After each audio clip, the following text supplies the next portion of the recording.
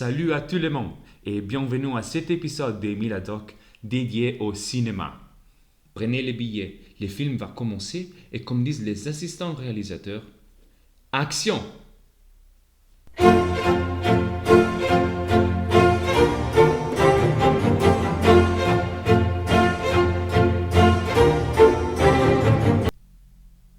Du point de vue linguistique, le mot cinéma est un mot valise, donc il est composé par l'union de deux mots. Dans ce cas, le terme cinéma est l'abréviation de cinématographe, du grec kinéma, mouvement, et graphe, art d'écrire ou simplement écriture. Les prédécesseurs du cinéma étaient les thaumatropes, un disque qui contenait deux images, un oiseau et une cage, une pour chaque partie, et quand on les faisait vitement tourner, au spectateur ressemblait de voir l'oiseau en cage. En 1914, plusieurs industries cinématographiques nationales avaient vu le jour.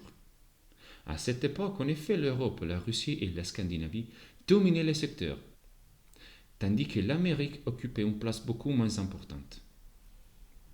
À mesure que le public se multipliait, l'industrie cinématographique était prête à investir davantage dans la production, la distribution et la projection des films. Des grands studios virent ainsi le jour et des cinémas spécialisés ont été construits.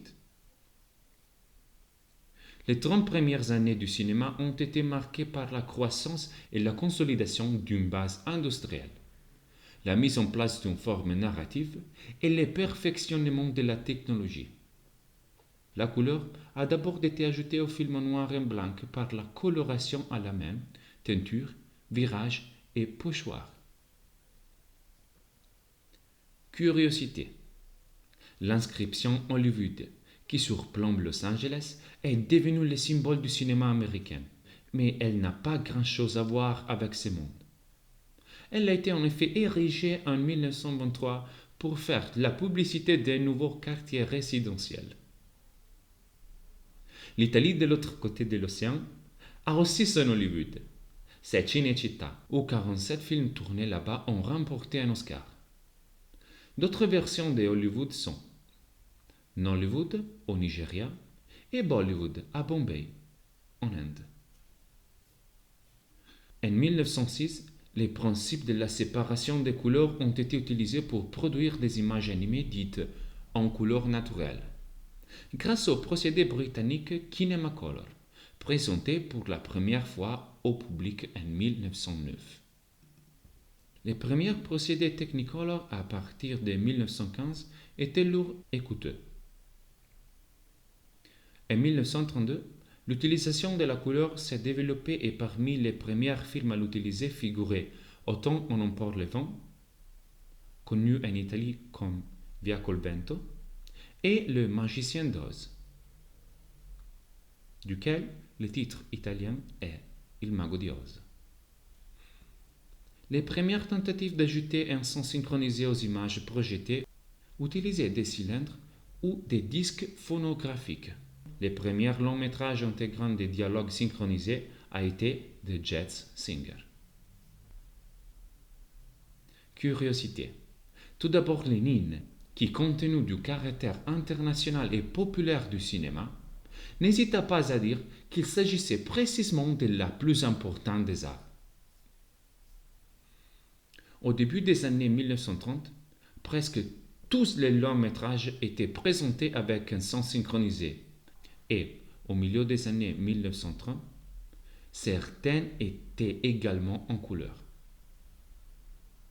L'avènement du son a assuré le rôle dominant de l'industrie américaine et a donné naissance à ce qu'on appelle l'âge d'or d'Hollywood. Au cours des années 1930 et 1940, le cinéma était la principale forme de divertissement populaire. Les gens se rendaient en effet souvent au cinéma 2 fois par semaine. Aujourd'hui, la plupart des gens regardent des films à la télévision. Qu'il s'agisse de télévisions satellitaires ou des services de vidéo à la demande par abonnement. Le streaming de films sur les ordinateurs, les tablettes et les téléphones portables est de plus en plus courant, car il s'avère plus pratique pour le public et les modes de vie modernes. Curiosité.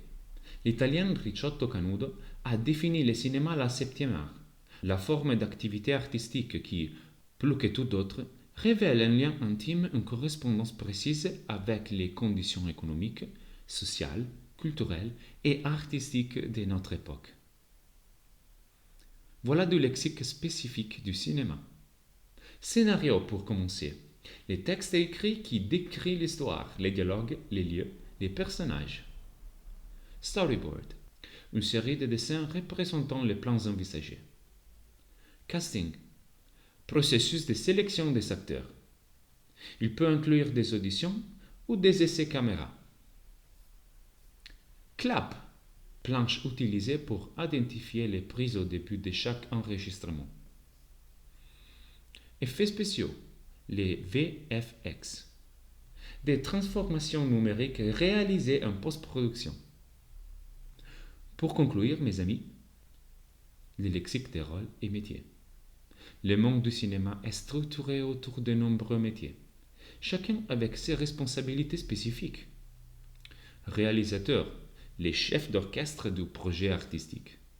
Il dirige les acteurs et coordonne les équipes techniques. Le producteur est le responsable financier et logistique. Le chef opérateur ou directeur de la photographie est le responsable de l'image et de l'éclairage. L'ingénieur du son supervise la prise et le traitement des sons. Le monteur assemble les images tournées selon les choix artistiques du réalisateur. Script. Personne en charge de la continuité du tournage. Il note chaque détail pour assurer les raccords. Et en conclusion, l'assistant réalisateur qui organise les tournages et fait les liens entre les équipes. Il faut rendre à César absolument ce qui appartient à César. Le jingle est La Caccia du compositeur italien Antonio Vivaldi, interprété par l'Orchestra da Camera Modena et diffusé sous Creative Commons et Public Domain 1.0. N'oubliez pas de suivre Linguadoc sur Instagram. Je vous laisserai tous les liens dans la description.